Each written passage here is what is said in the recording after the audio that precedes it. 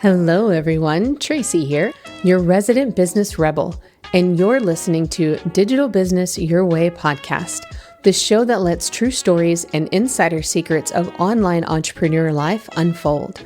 Our business world is growing, and as an online business coach and digital product creator, I believe you didn't become an entrepreneur to grin and bear your way through business. So I'll be your guide as we drop in on coaching calls, have intimate sit-downs with online personalities you love, and discuss ideas, opportunities, and strategies circulating our online world. So pop in your earbuds, tap follow, and join me as I demystify this thing called business. Hello, and welcome to Digital Business Your Way. I'm Tracy, your resident business rebel, here to walk you through, something that might shift how you sell, hopefully forever. Today we're digging into what I call, maybe you've heard it called this before, but the timeline of trust. Because let's be real for a bit. It's easy to get stuck in a loop when it comes to selling, right? Why didn't they buy this? What's wrong with my offer? Is it my price? Is it my copy? What's happening? Do I not have enough of an audience? What's my reach? Should I be, doing more reels? Should I be doing ads? Should I be in this community? But, right? Always looking for what's wrong. Always trying to figure out what that next thing is to fix. But what if the answer isn't about what you're doing wrong, but when you're doing it? Okay. So let's start with a truth that will hopefully feel like, a big ol' exhale. Not everyone who finds you is ready to buy from you. Yeah. Breathe that one out. It's not a failure. It's human behavior.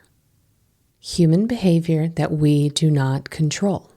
Even with all the algorithms, the bots, the AIs, all the things that are curating feeds and customizing experiences and doing all the things in the back end, humans are ready when humans are ready. Yeah? Today, I'm going to walk you through the phases of the timeline of trust and how to create sales strategies that honor where the audience is, right? Instead of, where we wish they are. Because when we start with the audience first, the money follows, right? And time really, it disappears because we don't focus on that part. We're focusing on the humans. We're focusing on the experimentation and the fun and the parts that we enjoy. So the rest of it just kind of falls by the wayside. It's something that when you're in the middle of it, it's really hard to grasp. But once you experience it, it's like, oh my gosh, yes. And this is so much better. Okay. So let's dive into this part. It's phase one. They find you, AKA good old awareness. Yeah. This is where someone enters your world for the first time, right? They see your reels, they hear you on a podcast, they download a freebie, they're in a bundle you participated in or a summit, or they saw your name on someone else's email. This is that first date energy phase. They're browsing, curious, sniffing around. They're not here to commit. They're here to see what you're about. But here's a problem. Too many entrepreneurs expect people to jump straight to marriage in this phase, right?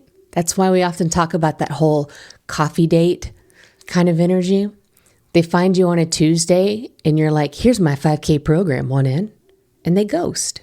But then you're left feeling like it's a rejection. But that's not really a rejection, is it? That's just that reality of coming on too strong and being like, whoa, what just happened? And you do the same thing. Because at this point, your new person is doing one thing. They're just deciding if you feel safe. Is it safe to be in that space? And I want you to hear me when I say this. Browsing's not bad behavior. It's normal buyer behavior. And really look at you because you do it as well. So expect that from the people that are looking to buy from you, right? People are allowed to take their time. They need to take their time. Yeah? Would you buy skincare from someone that you just followed like 5 minutes ago unless it was, one that you were actively looking to go and get? No, right? Would you hire a coach based on one single thing that you just saw? No, not if it was the very first time you'd ever heard of its existence versus whenever you are seeking that thing out and then you find the one, right? It's a different point. It's like, oh, I'm walking through, remember those old school things called malls when we were kids? And, you're walking through one and you see a kiosk on your right, and then you see all these shops on the left, and you're looking through windows and you're going into the doors and you're looking to see what all these different things are. And you probably look at a few different things and you touch some different fabric before you ever even go into the dressing room to try something on, let alone before you actually buy it, right? So what do we do here? Well, for us, the sellers, we show up. And we let them see us. And we give generously, but with boundaries. We don't try to fast track the trust. Despite the courses that tell you to, and the books and the podcasts and all the things that tell you to. There's a natural way to do it, and there's a forced way to do it. So I'm talking about this forced way, the false way, okay? This is where visibility strategies come into play, is the natural way, right? The freebies. Thoughtful collaborations, SEOs, podcast guesting, showing up consistently in spaces where your people hang out. Awareness is a spark, not the sale. It's where the trust gets that spark, that initiation, that beginning, not where it's solidified yet, right? So we have that phase 2. They listen to you, aka alignment. So once someone sticks around, they start paying more attention. This is the phase where your emails, your podcasts, your Instagram captions, they really start to land. They get that click, right? They're listening now. They're lurking. They're watching how you move. And you might not even know it. It's where your audience is doing the silent work of deciding who you are to them. So I want you to jot this down or tattoo it on your brain. They're deciding if I'm a teacher, a leader, or a salesperson. I show them I'm all three, and I don't need to convince anyone. Yeah? You're multidimensional, and you get to show up in the role that you need to be in your business as you need to be it. This is the trust window. The moment where someone goes from, oh, she's so smart, to I trust her to help me, to actually get me where I'm trying to be, to help me build that faith and get me through this challenge. This is where so many people break the trust by doing one of two things. Overselling, where you start pushing for a buy before the trust is actually solidified, right? Before it's strong enough to hold the offer. Underselling, where you back off entirely, thinking that you have to earn more and that you're not good enough yet and all of those other pieces. So let's get a different option, that sacred third option. So instead of selling, let's focus on building belief, because belief is the part that has to be there above all. Help them see what's possible. Reflect back their patterns. Share client shifts. Normalize that confusion and show them that you get it. Show them that you get it, right? This is where you get to share that you go through these things and this is how you got through it. Do self-coaching. Talk about that bit of vulnerability. Share the conversations that you've just had, with anonymity, but the kind of things that you just talked about that week, right? The way my coach says, she says, be your own best client. And then show up that way and let other people see you being that way. Yeah? That's what I call micro activation. It's when someone starts to shift their mindset because of your content.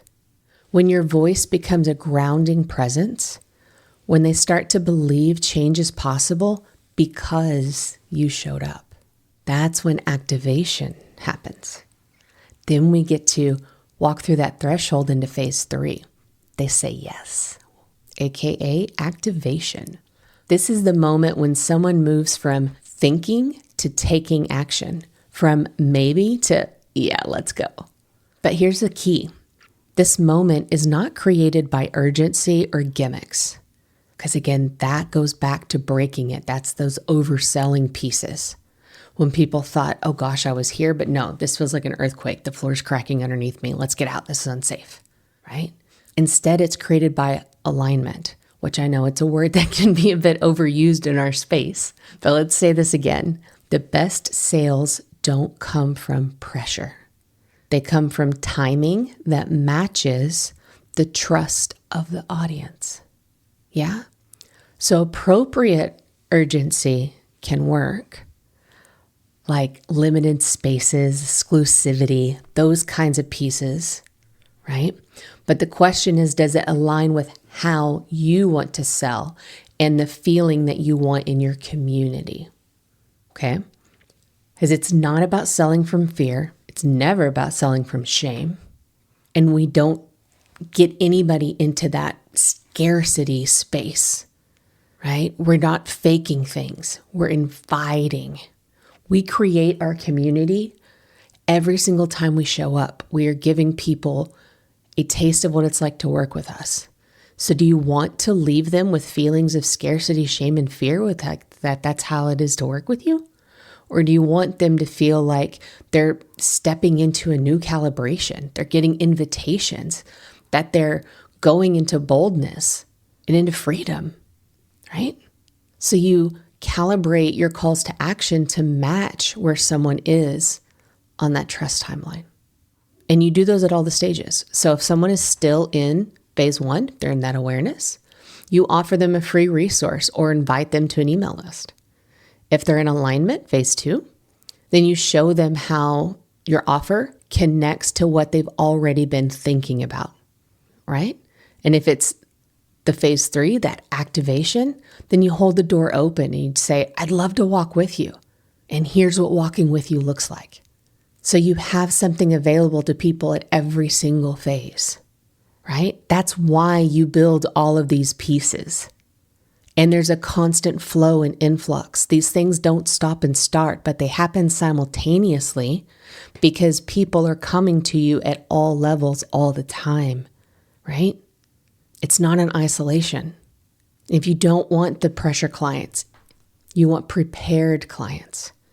Clients who say yes because they could feel the truth in the way that like I've showed up before the offer was ever even pitched. Right? So is that how you want people to feel? Do you want people who said yes because they could feel your truth in the way that you showed up before the offer was ever even pitched? You know, that's what I hope people feel from listening to the podcast. That's why you're hearing my voice all the time, right? So if you've ever like sold stuff and you thought, oh my God, where are the buyers? I want you to ask this: what phase of trust are the people in? Who were you trying to talk to? What group was it? And where were they at? And was it the right phase of offer for the right phase of trust? Because you've got to meet people where they are. Sometimes your people are still browsing. Sometimes they're still listening. Sometimes they're still testing the water. And it's your job to connect the dots. It's your job to show up to support them where they are. And then that's how the rest follows with ease. You walk them through the timeline. That's the maturity of business. So if you're nodding along and you want more of where this came from, well, invite me to hang out with you in your inbox. Because every week I send out a newsletter. It's part strategy, it's part behind the scenes, and of course, it's part sales myth busting. But it's all designed to help you work in a way that actually fits you. You can get on the list at tracypatterson.com/connect. And you can join the trust timeline for real. It's where all the good stuff happens, even some free quarterly coaching calls. Until next time, be well and have some fun. Thank you for joining me here on Digital Business Your Way. Be sure to check out the show notes for all the links mentioned today. And while you're there, I'd love for you to rate and review the show. And if you have a topic or question you want me to answer, I want to hear it. Head to tracypatterson.com/AMA and ask me anything about business. If I don't know it, I'll bring it up with one of my guests. And until next week, be well and have some fun.